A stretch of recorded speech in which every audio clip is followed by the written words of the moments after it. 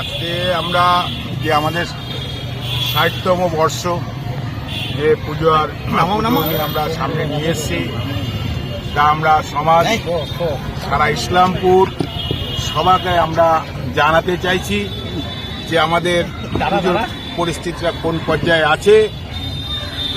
আমরা যে পরিমাণে চিন্তা করে এইবারের বাজেট আমরা নিয়েছি, 50 লাখ টাকার বাজেট আমাদের।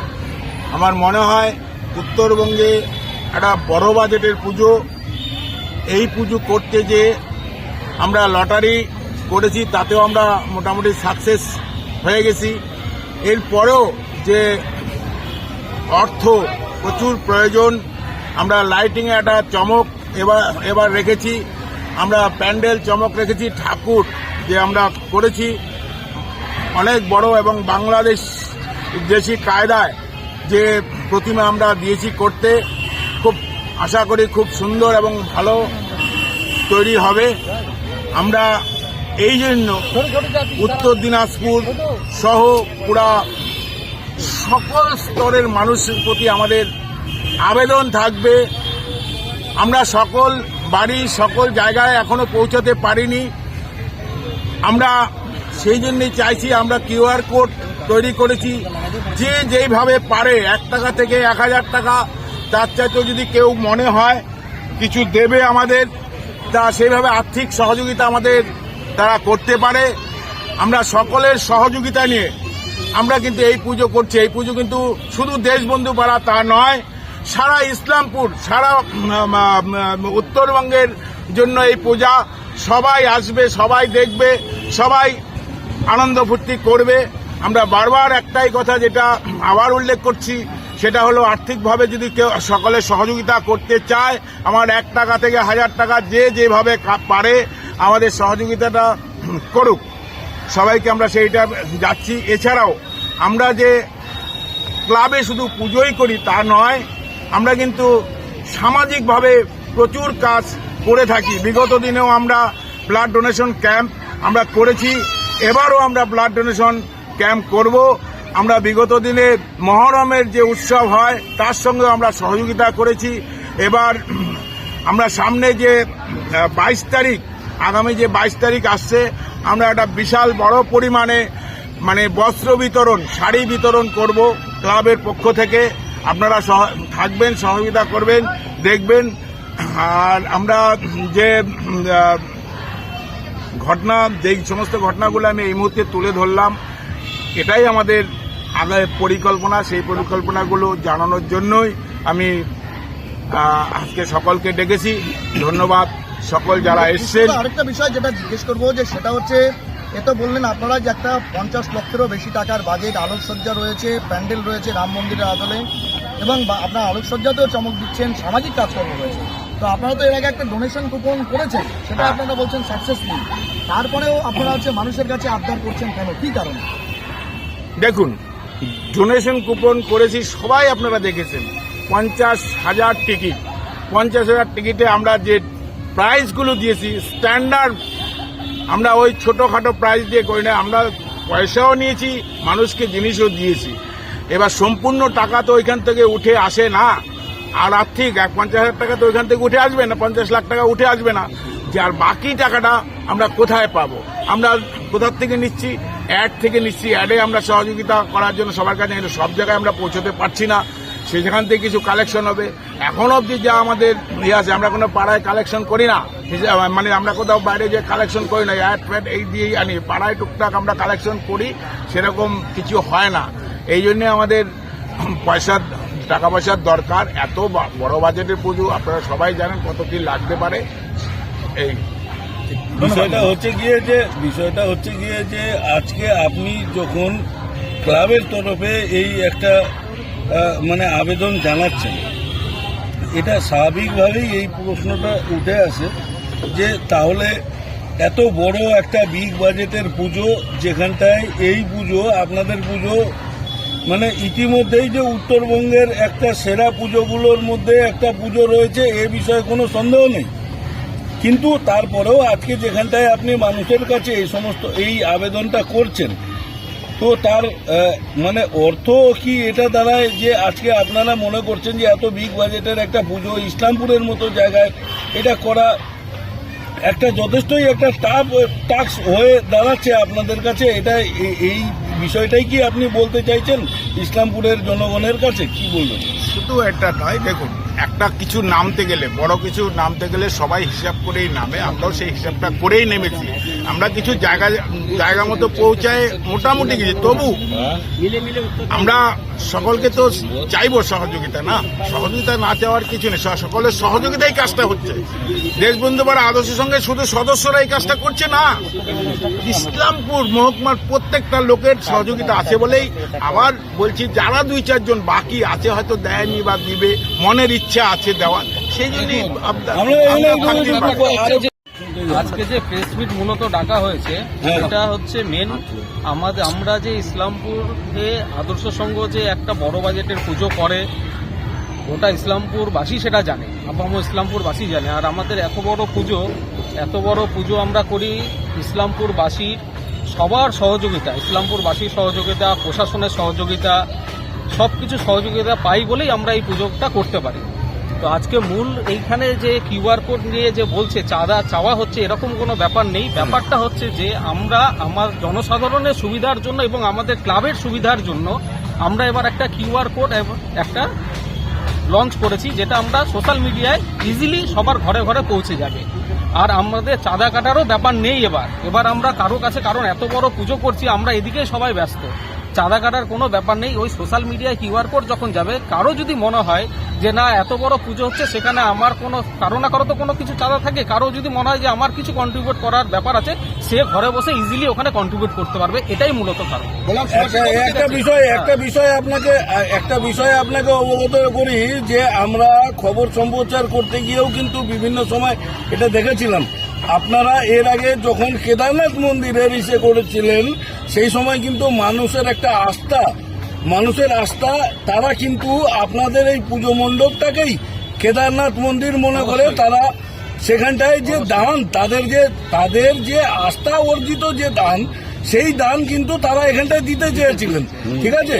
কিন্তু সেই ক্ষেত্রে কিন্তু তাদের সেই সময় হয়তো দেওয়ার কোনো উপায় ছিল না। এবং আজকে যেখানে আপনারা কিউআর কোডটা এখানটায় ব্যবস্থা করছেন, আমার মনে হয় যে সেই সমস্ত দানের যে সমস্ত মানুষ রয়েছে যারা এই মন্দিরকে দেখে যারা দান করতে চায় তাদের পক্ষে একটা সুবিধা করতে পারো। কারণ দেখুন এত বড় পুজো যখন সবাই বাইরের থেকে আসে, আমরা সবার কাছে পৌঁছাতে পারি না, তারা যখন এত বড় পুজো দেখে তখন তাদের মনে একটা হয় যে এত সুন্দর পুজো হচ্ছে, আমার কিছু কন্ট্রিবিউশন থাকুক। তার যে যত কন্ট্রিবিউশন তার আমাদের কোনো ব্যাপার না, কেউ 1 টাকা দিলেও তো সে যাই দিক নাই দিক কোনো ব্যাপার না, কিন্তু সে ইজিলি বাড়িতে বসে সেই কন্ট্রিবিউটটা করতে পারবে।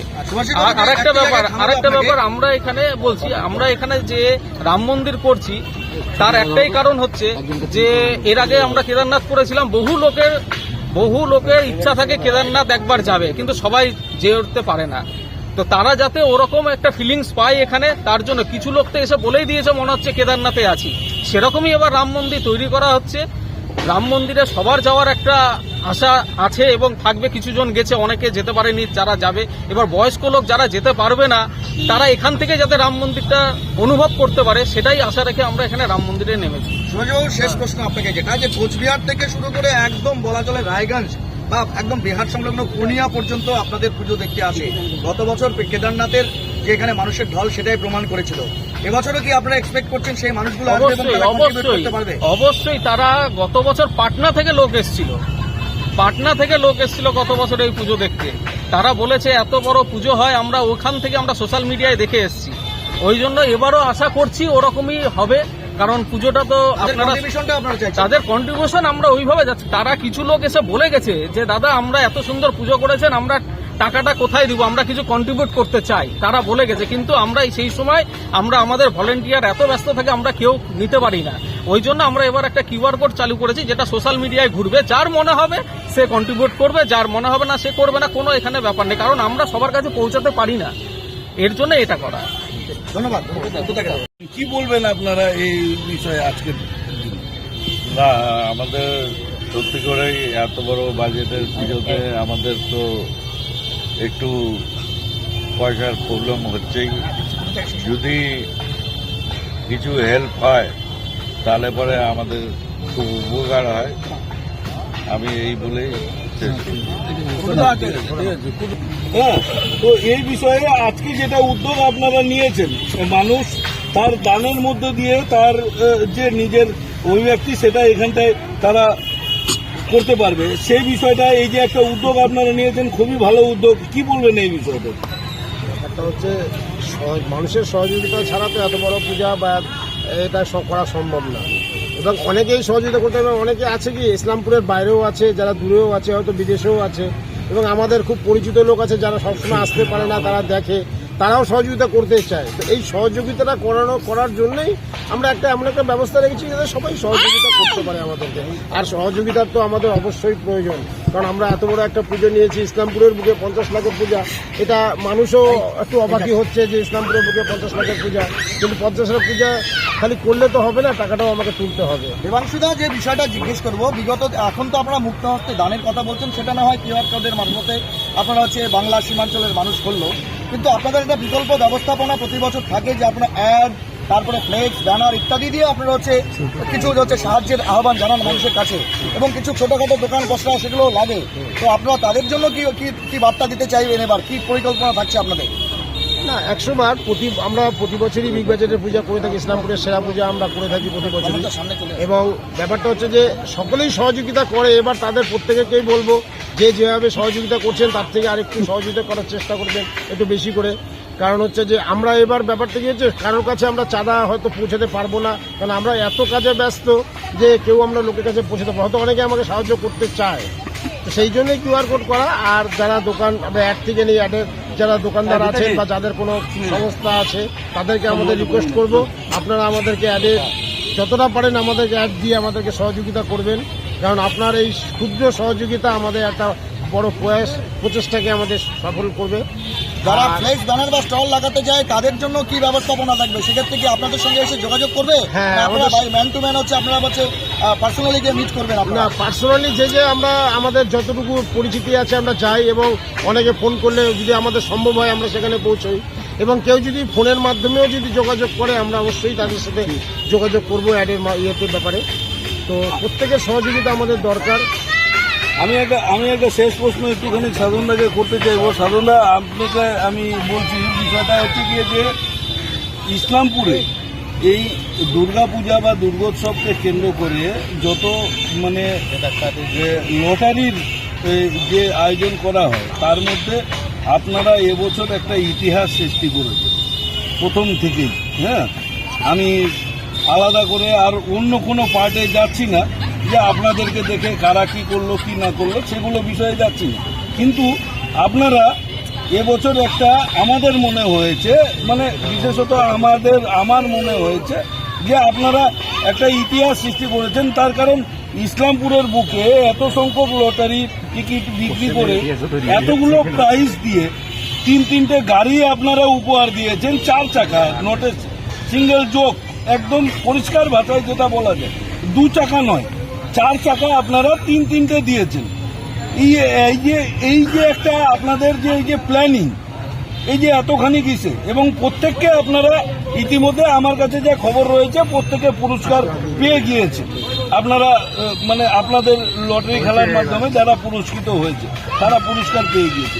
এই যে এত বড় একটা মানে ওটাও একটা আলাদা করে একটা মানে বিশাল বড় কর্মযোগ্য বলা চলে, মানে কিভাবে সম্ভব হলো একটুখানি যদি এই বিষয়টা যদি বলেন। দেখুন, লটারিটা আমরা এবারেই ইতিহাস নয়, গত বছর যে করছিলাম 16,000, তাতেও মনে করি আমরা গতবার সবার থেকে বেশি লটারি বিক্রি করেছি, 16,000 টিকিট। তার থেকে আমরা হঠাৎ করে 50, কিন্তু এটা একদিনে তো হয় না। আমাদের ক্লাব সদস্যরা বারবার আলোচনা করে মানুষকে যারা প্রাইজ মানে লটারি কিনবে তাদেরও যেন খুশি থাকতে হয়। তার মানে টোটালটাই যে আমরা কামাই করব বা ক্লাবের স্বার্থে নেব তা নয়, যারা লটারির প্রাইজ পাবে তারা এমন প্রাইজগুলো যেন পায় তারা একটু খুশি হয় যে এত বড় প্রাইজ পেলাম। আগামী দিনে চিন্তা করো আমরা সেই জায়গাগুলো করেছি, কারণ প্রাইজ না দিলে ভালো গঠিত শুভ সুন্দরভাবে সাজিয়ে যদি প্রাইজ না দেই তাহলে এই পরিকল্পনা সফল হয় না। হ্যাঁ, ক্লাব মেম্বাররা, আমাদের ক্লাব মেম্বাররা যে হারে সময় দিয়েছে ভাবনা করা যায় নিজের কাজ কর্ম ফেলে টোটাল 2-3 মাস ওখানে পড়ে রয়েছে এই কাজটাকে সফল করার জন্য। আমি সকলের উদ্দেশ্য ক্লাব মেম্বারের ধন্যবাদ, ক্লাব মেম্বারদের সহযোগিতা এবং যারা কিনেছে তাদের সহযোগিতা আমাদের সফল।